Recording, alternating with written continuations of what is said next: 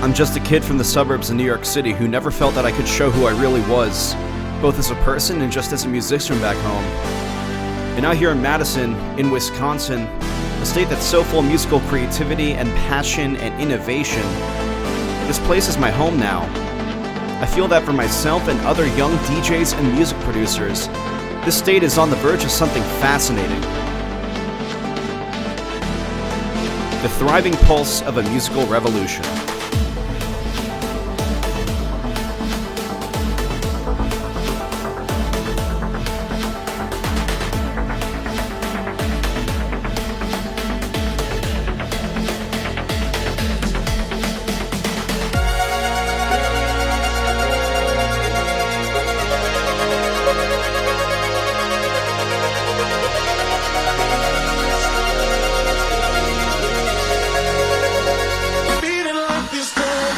Hi everyone, my name's Hunter Glassford. I'm a junior here at UW-Madison from Chicago. My DJ name is DJ Mercury.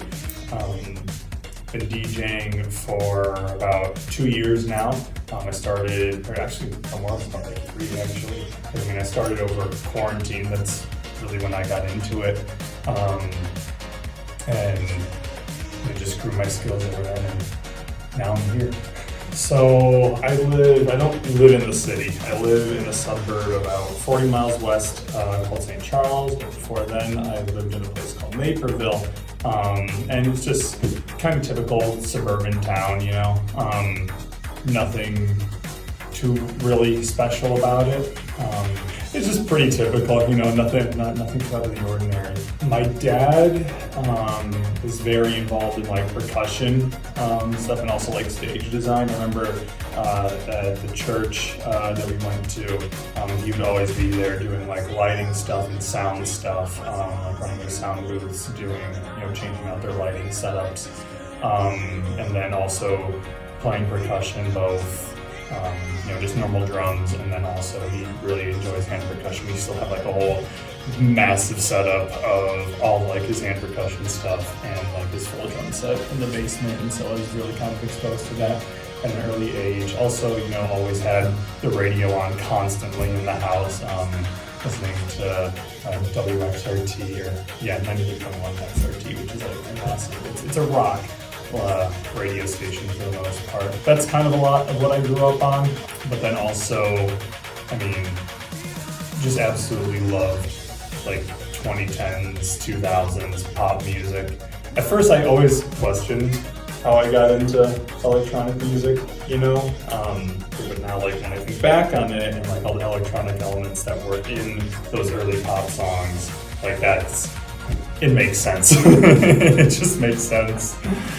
I mean, just get Swedish House Mafia and Avicii out of the way first. I love their stuff so much. Also really enjoyed a lot of the Macklemore and Ryan Lewis stuff that they did early on. I could go on and list all the different one-hit wonders from that era as well.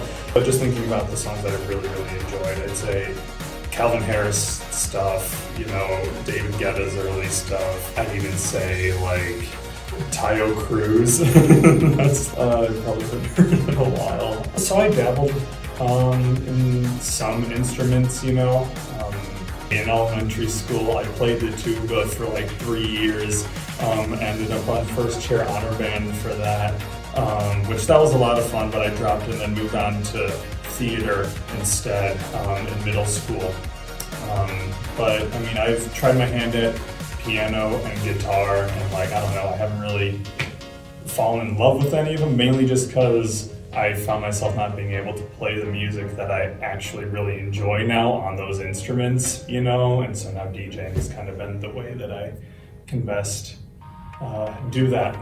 When I really got into it, my cousin, this was like in 6th or 7th grade, he showed me this really horrible remix of the Misty Mountain song from The Hobbit.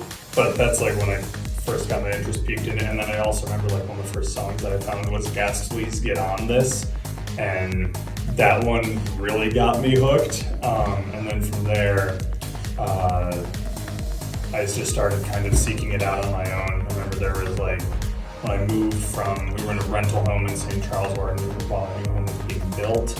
And for when I was moving everything from the rental home into like my new room, just taking everything out of the boxes, I had these same 6 songs that I had found. I was still under the impression that all electronic music was just called dubstep entirely.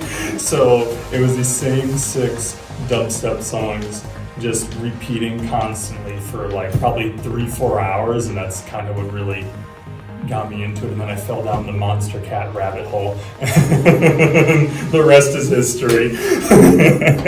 So I picked it up over quarantine, like I'd say a little bit before quarantine. It was like January of 2020, so it wasn't right when it started. But I remember it was something that I had processed in my head for a while. Like, it's like, I really want to get into this. I really, really want to get into this, And so I finally took the plunge and bought my first controller, which was like the Hercules DJ Impulse, like 200 or something. It's basically like a tier below, like a DDJ 400 nowadays. And so bought that, monitors that I still use to this day, and some headphones that I also still use to this day. And I just absolutely fell in love with it. I brought, in order to learn, I bought Phil Harris's DJ Masterclass. So if you're wondering who I learned from online, it was him. Whatever you might think of that. But yeah, and then just practiced it constantly, upgraded my controller, and now I'm here in Madison, which has led me to just expanding upon that tenfold. Like, it's been incredible. So